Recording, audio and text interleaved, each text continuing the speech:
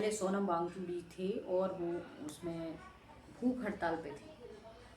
Police उनको kidnap करके ले गई। जिस तरीके से पुलिस ने उनके साथ जो हरकत की उसको तो देख के ऐसा ही लगता है कि वो उनको किडनैप करके ले गई। फिर बताया गया कि हॉस्पिटल ले गई। हॉस्पिटल में तो उन्होंने पहले ही वार्निंग दे दी थी कि आप मुझे मेरी मर्जी के खिलाफ और मेरे सभी स्टूडेंट के खिलाफ मुझे यहाँ ले तो आए हो, लेकिन मुझे आप ऐसे कोई विटामिन वाले या कोई ऐसे इंजेक्शन मत दीजिएगा और बॉटल के थ्रू भी कोई ऐसी चीज़ जिससे मेरा जो उपवास है अन्न आमरण का वो टूट जाए। मैं उन बच्चों के साथ हूँ। फिर धीरे धीरे ये था कि पुलिस उनको ले जा रही थी और इसके जो फाउंडर हैं अभिजीत, उनको भी चाटे वाटे मारे पुलिस ने। और इसके बाद फिर पब्लिक जो इतने दिन से हड़ताल कर रही थी, ये हम सभी जानते हैं कि ये स्टूडेंट हैं, ये युवा हैं, बेरोजगार हैं, मजबूर किसान हैं, और ये सारी चीज़ें तो वो लोग बेचारे कर करके शांतिपूर्वक इस तरीके से धरना प्रदर्शन कर करके सरकार ऐसे कह के गुहार लगा लगा के परेशान हो चुके हैं, थक चुके हैं। अब अचानक से मजाक में एक कॉकरोच जनता पार्टी बन गई थी और वो कॉकरोच जनता पार्टी आज इतना बड़ा आंदोलन के रूप में काम करने लगी है। लाखों करोड़ों लोग इनसे जुड़ गए हैं आज के समय में, और ये फिर जंतर मंतर पे प्रदर्शन कर रहे हैं। और अभी तक तो जो धर्मेंद्र प्रधान हैं हमारे देश के शिक्षा मंत्री, उनको बिल्कुल भी शर्म नहीं आ रही है। स्टूडेंटों पर लाठियां बरसाई जा रही हैं, पुलिस उनके साथ जोर जबरदस्ती कर रही है। आंसू गोले, लड़कियां हैं पहले उनको मारते हैं। कई ऐसी तस्वीरें यहाँ हम दिखा नहीं रहे हैं आपके लिए, ये तो पॉलिसी के उल्लंघन ये है, लेकिन सोशल मीडिया पे बहुत सारी आपको ऐसी मिल जाएंगी। और कितनी शर्म की बात है जब हम अपने देश के चौथे स्तंभ जिनको हम मीडिया कहते हैं, बड़े न्यूज़ चैनल इन चीज़ों को बिल्कुल कवर नहीं कर रही है। कितनी शर्मनाक बात ये है कि शिक्षा के लिए लड़ाई चल रही है। शिक्षा मंत्री जो 30-35 सालों से लगातार बड़े बड़े एग्जामों के पेपर लीक हो रहे हैं, बच्चों के भविष्य के साथ खिलवाड़ हो रहा है, 1-2 मिनट लेट होने पर उनको परीक्षा हॉल में घुसने नहीं दिया जाता है। और ये बड़ी बड़ी एग्ज़ाम के जो पेपर लीक हुए हैं उसकी बात नहीं है, हमेशा से कोई छोटे छोटे पेपर भी होते रहते थे लीक, कोई मदद कर देता था, ये सब तो चल रहा था, नॉर्मल बात थी।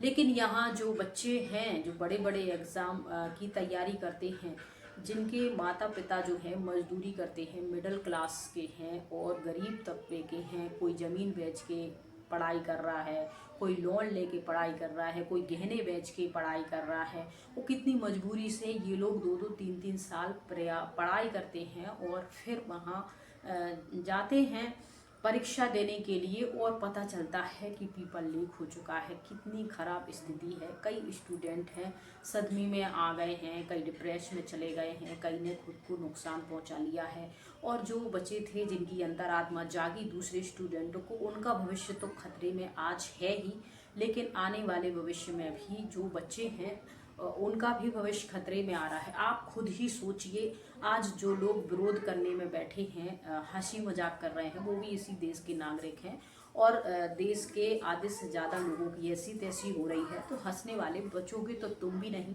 धीरे धीरे तुम देख रहे हो कि जो मौजूदा सरकार है वो हर चीज़ पर कितना ज़्यादा कंट्रोल कर रही है। पूरी जो देश है पूरी स्थिति को कहाँ से कहाँ पहुँचा दिया है।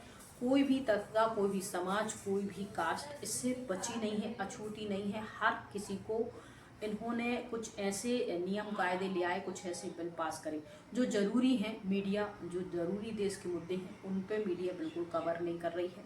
सोशल मीडिया इतना एक्टिव है, चलो हर एक एक चीज़ रील के माध्यम से हम एक दूसरे के माध्यम से पहुंच पा रही है।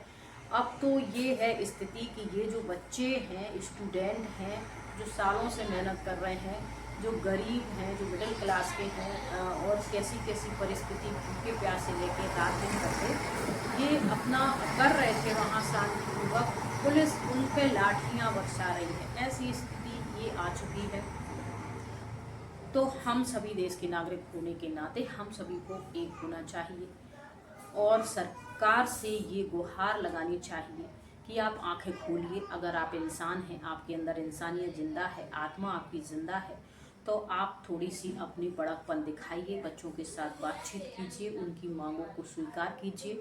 और इस देश में जितने भी जिस भी पद पोजीशन पे मंत्री संतरी बैठे हैं, पूरा मंत्रिमंडल, कोई भी अच्छे से काम बिल्कुल अभी के समय में नहीं कर रहा है।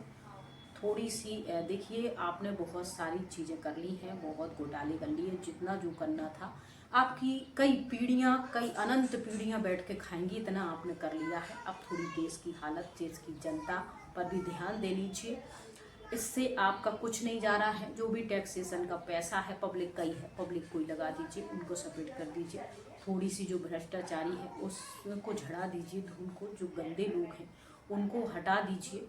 और थोड़ी सी देश के प्रति भी सोचिए, आप ही तो इस देश के नागरिक हैं। पराए देशों में देखिए, हमारे झंडे तक का कोई अपमान करे तो हमारा जो मन होता है वो एकदम से उग्र हो जाता है। हम उसके लिए तरह तरह के कमेंट करते हैं, और तुम सब बैठ के देश का लूट के खा रहे हो, मजाक उड़ा रहे हो, स्टूडेंटों को पुलिस से पिटवा रहे हो।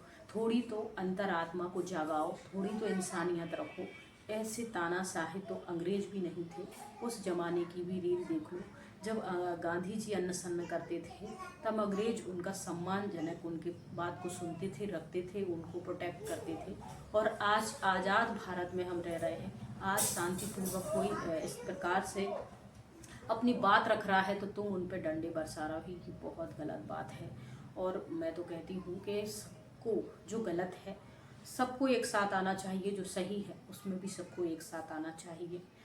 बाकी सब आपके हाथ में है। जो शांत बैठे हैं, आगे जाके देश बर्बाद होगा तो बचेंगे वो भी नहीं। वो जो कुछ नहीं कह रहे हैं, जो वहाँ नहीं जा पा रहे हैं, मदद कीजिए उनको मोटिवेट कीजिए, उनका हौसला बढ़ाइए, और अपनी एक पॉजिटिव मोटिवेट स्पीच छोड़िए।